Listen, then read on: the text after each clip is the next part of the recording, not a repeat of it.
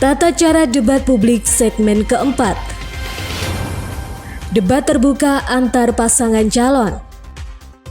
Pasangan calon saling memberikan pertanyaan untuk pasangan calon lain disertai pendalaman. Pertanyaan yang diajukan sesuai tema debat. Waktu bertanya 90 detik. Waktu menjawab 120 detik. Waktu menanggapi 90 detik. Waktu menjawab kembali 120 detik. Baik para hadirin dan juga para pemirsa yang ada di rumah, saat ini kita masuk pada segmen yang keempat, yaitu debat terbuka untuk sesi yang pertama. Saya ingatkan terlebih dahulu untuk tema kali ini, memajukan daerah untuk meningkatkan kesejahteraan daerah. Jadi kami mohon nanti akan ada pertanyaan dari paslon nomor urut 1, akan dijawab oleh paslon 2, ditanggapi lagi oleh paslon 1 dan dijawab kembali oleh paslon yang kedua. Untuk yang pertama kami persilakan kepada paslon nomor urut 1 bertanya kepada paslon nomor urut 2. Waktunya 1,5 menit ketika Anda berbicara. Kami persilakan. Terima kasih yang saya hormati pasangan urut 2 Bapak Yudi Sumbogo dan Bapak Insya Azhori.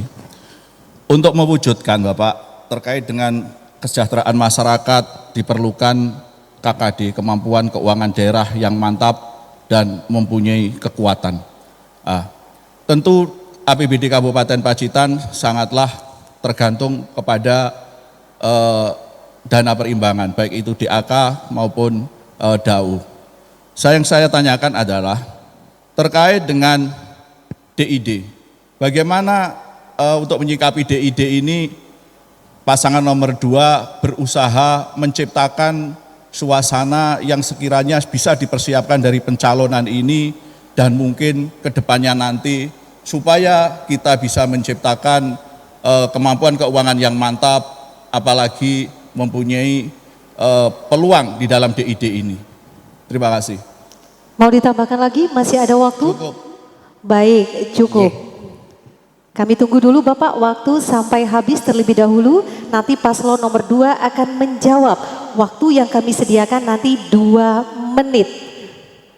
Kita tahan sebentar sampai waktu habis.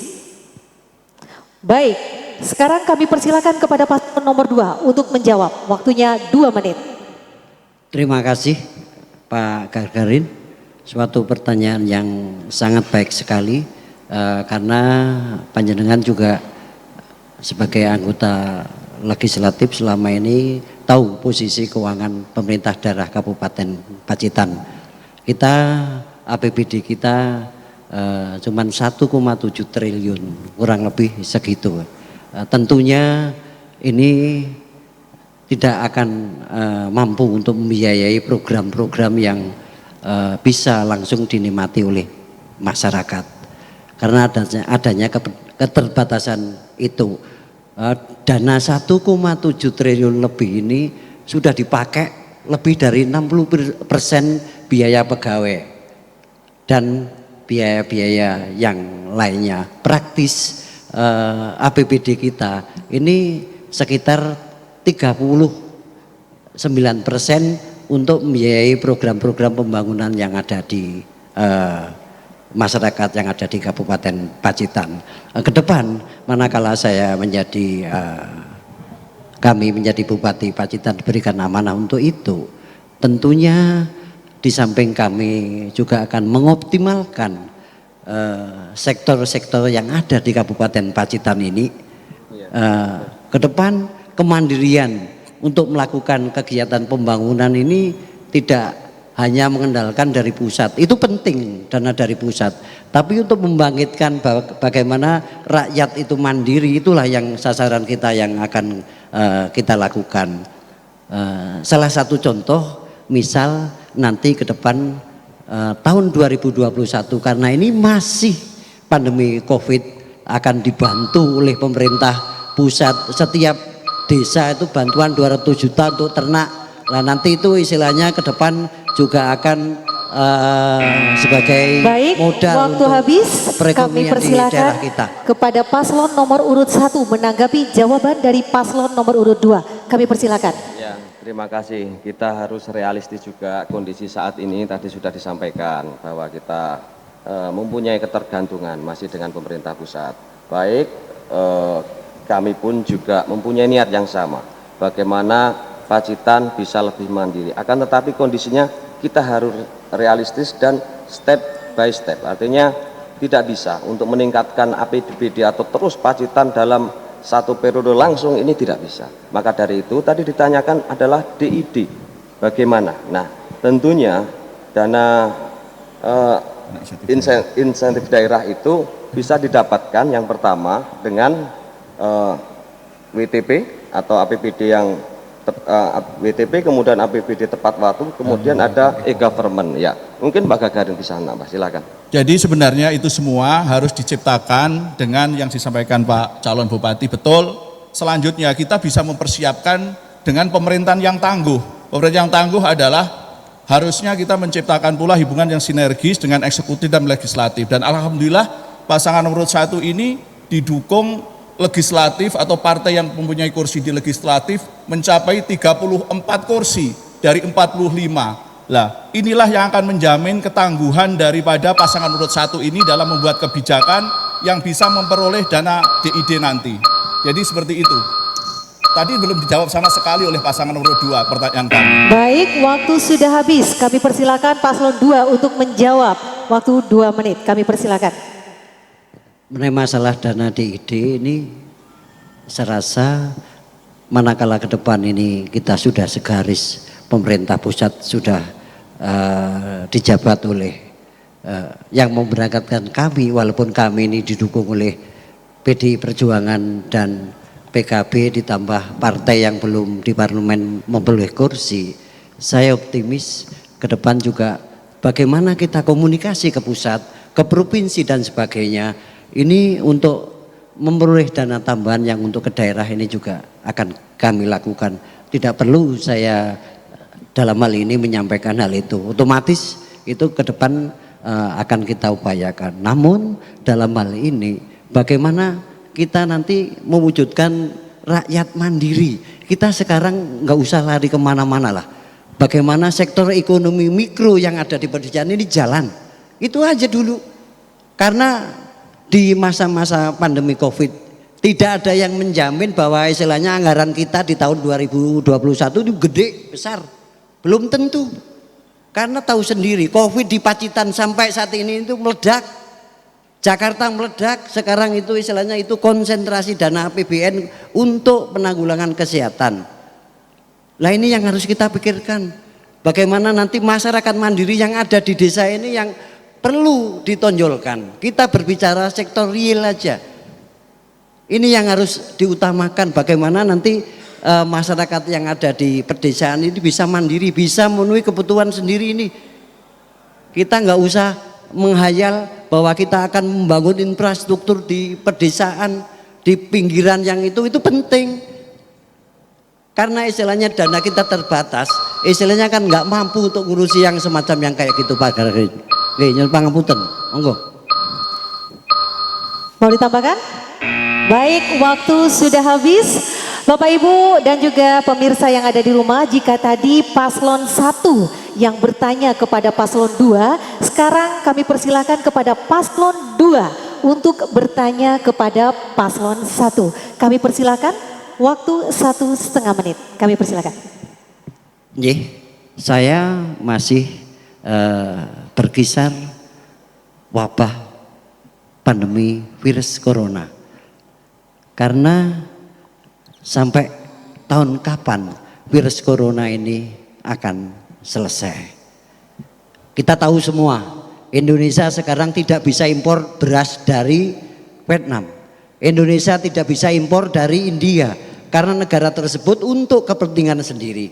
Sehingga program pemerintah saat ini Pak Jokowi membuka lahan baru di Kalimantan, menugaskan langsung Pak Prabowo sebagai menteri yang pengembangan pertanian itu. Ini istilahnya untuk ketahanan pangan yang ada di Indonesia. Sekarang nanti bagaimana Pak Gargarin ke depan supaya ekonomi mikro yang ada di pedesaan ini menggeliat, itu yang harus dilakukan. Nah, tahun 2021 ini ada bantuan keuangan dari pusat untuk diberikan ternak. Masing-masing desa itu dapat bantuan 200 juta. Saya berharap bantuan yang 200 juta besok itu dikembangkan untuk peternakan yang terintegrasi. Ini harapan kami itu akan meningkatkan pendapatan per kapita yang ada di masyarakat pedesaan ini. Baik, waktu sudah habis. Persilakan kepada paslon nomor urut 1 untuk menjawab. Waktu kami berikan 2 menit ketika Anda berbicara. Kami persilakan. Nah, ini baru saya bingung, Mbak, kalau disuruh menjawab, karena tadi saya memperhatikan dari awal sepertinya Pak Yudi tidak memberikan pertanyaan kepada kami. Tapi begini, kami mencoba menjelaskan masalah COVID aja, nggih. Benar, kita semua dalam kondisi pandemi COVID-19 dan masyarakat harus waspada, harus sadar diri. Itu yang paling utama, karena di semua negara itu untuk menanggulangi COVID yang sekarang obatnya juga masih saya belum pernah melihat intinya. Nah, maka kesadaran diri kita dan sama semuanya 3M itu yang harus kita patuhi, seperti pada debat pada malam hari ini juga gitu kan. Dan harapan kami sosialisasi pengawasan itu nantinya pada level RT gitu.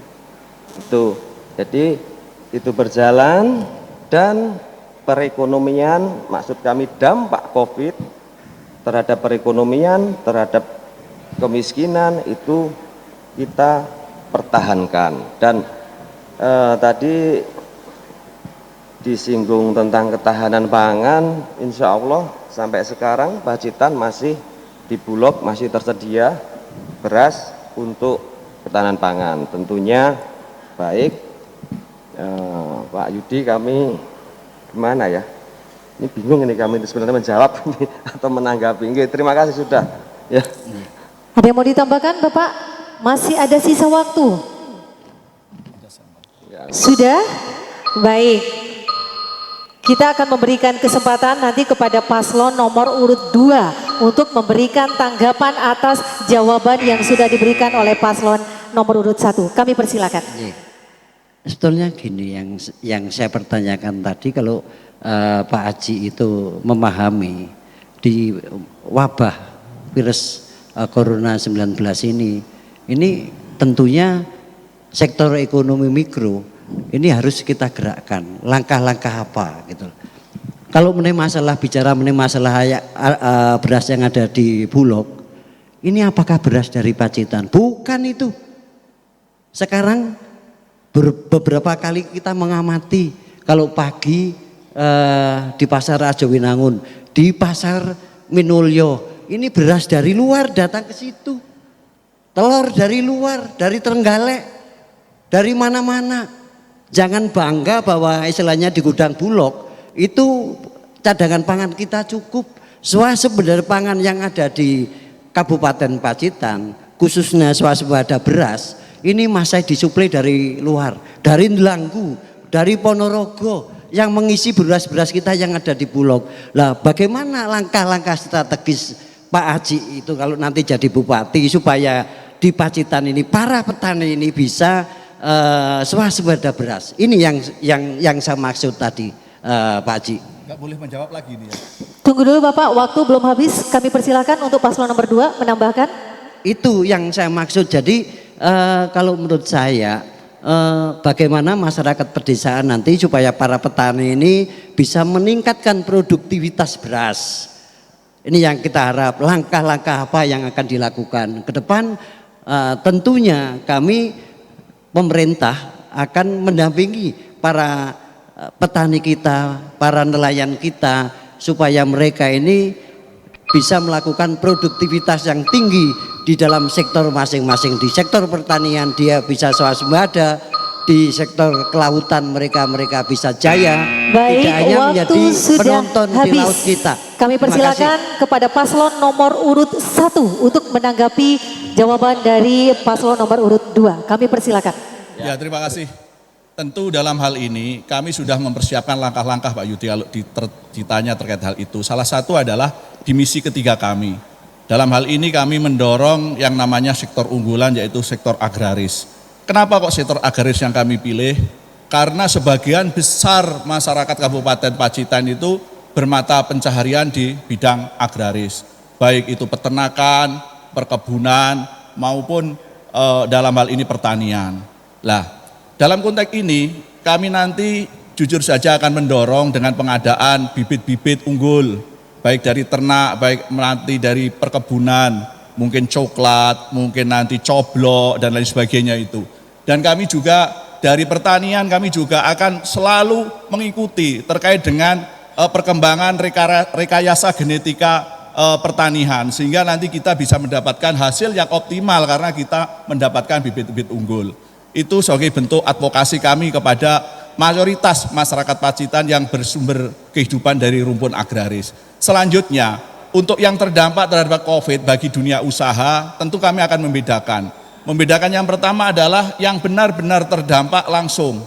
Dan ini tentu harus kita tangani. Misalnya terkait dengan pelaku seni, budaya yang sekarang tidak bisa katakan tanggapan. Yang demikian karena memang dilarang untuk hajatan. Itu akan kita data berdasarkan by name by address dan kita berikan support dan berikan perhatian.